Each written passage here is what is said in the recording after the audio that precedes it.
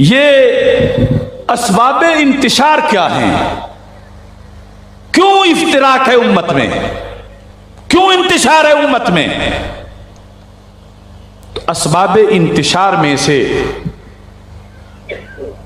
سب سے پہلے یہ ہے کہ رسول اکرم نور مجسم شفیع معظم صلی اللہ علیہ وسلم کو محور اسلام تسلیم نہ کرنا۔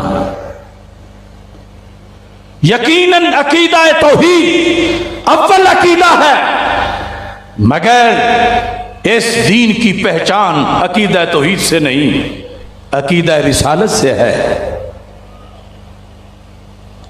یہود و نصارہ بھی یہ تو دعوے دار تھے ہم اللہ والے ہیں، اگرچہ دعوے میں غلط تھے، مگر وہ اپنے آپ کو نبی والا نہیں کہتے تھے، نبی پاک سے دشمنی رکھی ہوئی تھی۔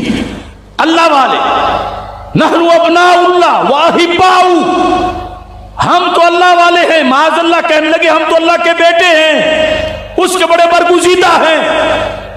تو اب رب نے ان کو جھنجھوڑا، یہ آیت نازل کر دی، قل ان کنتم تحبون اللہ فاتبعونی یحببکم اللہ، کہ محبوب جو تمہارا بنے بغیر میرا بنتے ہیں انہیں فرما دو جب تک تمہارے نہیں بنیں گے میرے بن ہی نہیں سکتے۔ اس پر کچھ لوگ ہم سے جدا ہو گئے، ہم آج بھی ان کو علاج کی دعوت دیتے ہیں۔ یہ وجہ بنی انتشار کی، اور پھر آگے ایک سیاسی طور پر بھی وجہ بن گئی، اگرچہ یہ بات کرنا کڑوی بہت ہے اور اس کی قیمت بھی بہت دینی پڑتی ہے، لیکن وحدت امت کے لیے میں بلا جھجک کہہ رہا ہوں کہ وحدت امت میں سب سے بڑی رکاوٹ سعودی عرب اور ایران ہیں۔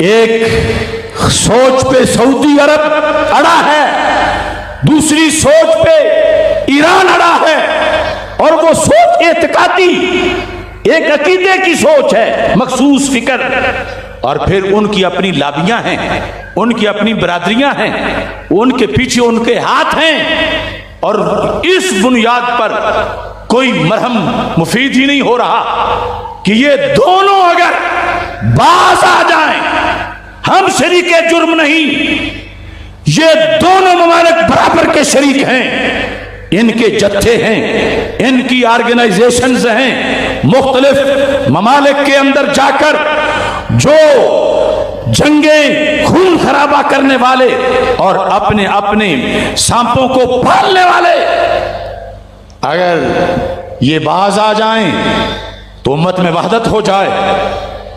وحدت نہ ہونے کے ذمہ دار یہ دو بڑے ملک ہیں، اور اس کے ساتھ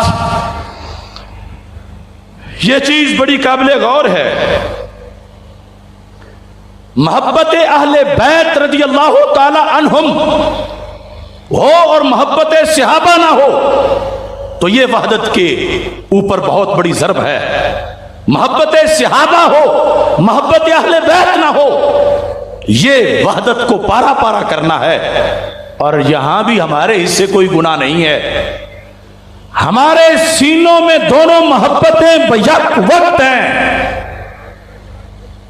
اور دوسری طرف کہیں ایک ہے تو دوسری نہیں، دوسری محبت ہے تو پہلی نہیں۔ ایجنسیاں، ادارے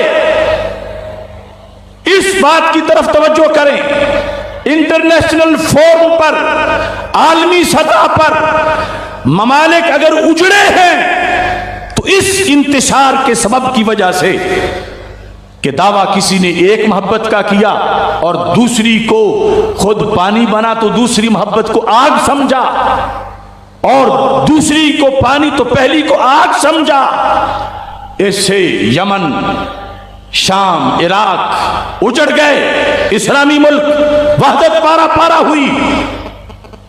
بلکہ میں تو اپنے امام کا دامن تھامتے ہوئے یہ بات بھی بتانا چاہتا ہوں کہ صرف دونوں محبتیں ضروری نہیں، بلکہ دونوں محبتوں کا شرعی طریقہ ضروری ہے۔ محبت اہل بیت رضی اللہ تعالی عنہم، محبت صحابہ رضی اللہ تعالی عنہم اگرچہ دونوں ہوں مگر شرعی نہ ہوں تو پھر بھی فرقہ واریت ختم نہیں ہو سکتی. محبتیں ہونے کے باوجود بھی اس کی طرف کوئی توجہ نہیں کر رہا. مجدد دین و ملت امام اہل سنت الحضرت امام احمد رضا خان فاضل بریلوی قدس سر العزیز المعتقد پر المعتمد جو آپ کا حاشیہ ہے، اس سے میں فارمولہ پیش کر رہا ہوں. خدا کی قسم اس کے علاوہ وحدت کا کوئی فارمولہ نہیں، اور اس فارمولے کو کوئی چیلنج نہیں کر سکتا، اور اس فارمولے کی بنیاد پر جو وحدت ہے اس کو کوئی توڑ نہیں سکتا. وہ فارمولہ لکھا امام نے ہے مگر اخذ قرآن و سنت سے کیا ہے. الفاظ یہ ہیں، اعلی حضرت فاضل بریلوی رحمت اللہ علیہ ارشاد فرماتے ہیں صحابہ اور اہل بیت کی محبت کا ذکر کرتے ہوئے آپ فرماتے ہیں لیسا حب الصحابۃ لذواتہم ولا حب اہل البیت لانفسہم بل حبہم کلہم جمیعا لوصلتہم برسول اللہ صلی اللہ علیہ وسلم. توجہ کرنا، وحدت امت حکومت اس فارمولے پر عمل کرے، پوری دنیا اس فارمولے پر عمل کرے کہ محبت کرنی بھی ہے اور اس طریقے سے کرنی ہے کہ دونوں محبتیں ٹکرائیں نہیں، مسکراتی رہیں.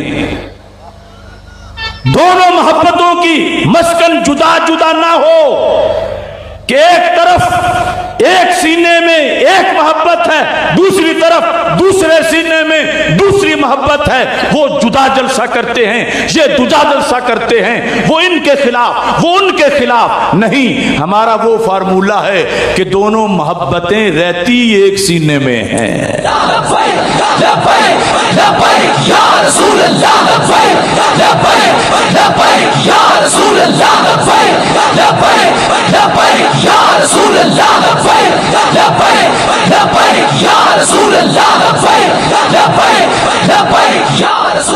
لیس حب الصحابہ لذواتہم، صحابہ کرام رضی اللہ تعالیٰ عنہم کی محبت جو شریعت نے ہم سے مانگی ہے، جو ایمان کے لیے لازمی ہے، وہ صحابہ کی ذوات کی وجہ سے نہیں ہے.